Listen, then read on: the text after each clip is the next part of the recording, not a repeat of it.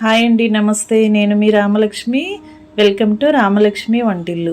చూస్తుంటేనే నోరూరేలా అప్పటికప్పుడు చేసుకుని తినేయాలి అనిపించే రుచికరమైన వంటల్ని చేసి చూపిస్తాను. ఛానల్ని సబ్స్క్రైబ్ చేసుకుని పక్కనే ఉన్న గంట సింబల్ని టచ్ చేయండి.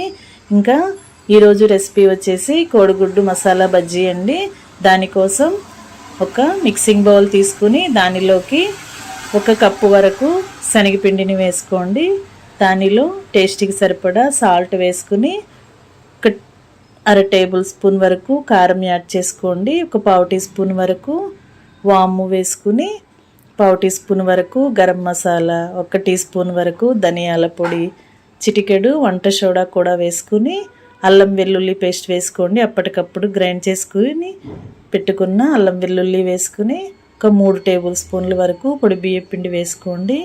మనం వేసిన ఇంగ్రీడియంట్స్ అన్నీ కూడా శనగపిండిలో కలిసేంత వరకు గరిటెతో బాగా కలిపి కొంచెం కొంచెంగా వాటర్ని యాడ్ చేస్తూ బజ్జీల పిండిని రెడీ చేసుకోండి. మరీ జారుగా ఉండకూడదు, పిండి అనేది మరీ గట్టిగా ఉండకూడదండి. ఇలా మీడియంగా ఉండాలి.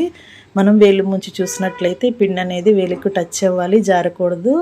పిండి రెడీ అయ్యింది కదా. ఇప్పుడు కోడిగుడ్లను, మీకు కావాల్సినన్ని గుడ్లను, ఎగ్స్ తీసుకుని ఉడకపెట్టి పెట్టుకోండి.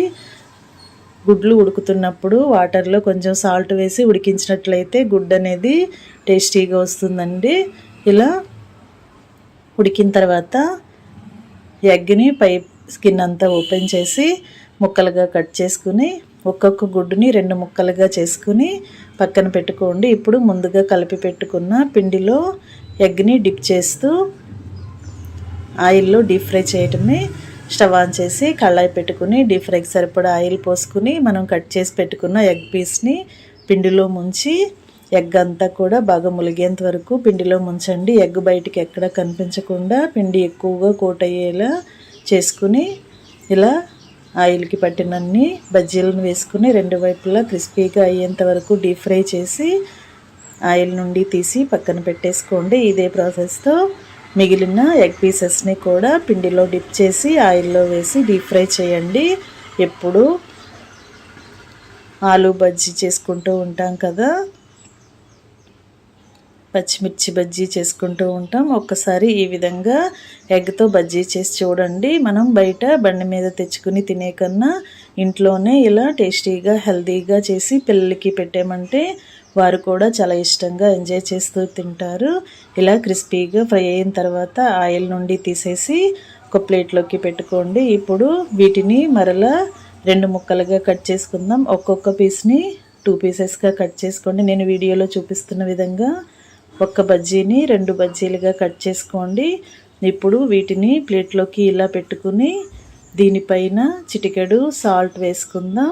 కొన్ని కట్ చేసుకున్న ఉల్లిపాయ ముక్కలు వేయండి. మనం బయట బండి మీద తెచ్చుకునే రుచితో రావాలి అంటే చివరిగా కొన్ని ఉల్లిపాయ ముక్కల్ని వేసుకుని కొన్ని ఆయిల్లో ఫ్రై చేసుకున్న పుట్నాల పప్పు కానీ వేరుశనగ పప్పు కానీ పైపీలు ఓపెన్ చేసుకుని ఇలా వేసుకోవచ్చు. అలాగే చిటికెడు సాల్ట్, కొంచెంగా కారము యాడ్ చేసుకుని నేను చూపించిన విధంగా వేళ్లతో కొంచెంగా తీసుకుని ఇలా స్ప్రింకిల్ చేయండి. ఇలా చల్లుతున్నట్లుగా చేసుకున్నారంటే ఒకే చోట ఎక్కువగా పడకుండా ఇలా ప్రతి ముక్కకి కూడా మనం వేసిన ఇంగ్రీడియంట్స్ అన్నీ అంటుకుంటాయండి. చివరిగా కొంచెం చాట్ మసాలా కూడా వేసుకుని కట్ చేసి పెట్టుకున్న నిమ్మకాయని కొంచెం లైట్గా రసం పిండుకుని ఇంకా సర్వ్ చేసుకోవటమే. చాలా చాలా స్పైసీగా టేస్టీగా ఉండే ఎగ్ మసాలా బజ్జీ రెడీ అయ్యింది. రెసిపీ నచ్చితే లైక్ చేయండి. మరొక రెసిపీతో మళ్ళీ కలుద్దాం. Thanks for watching.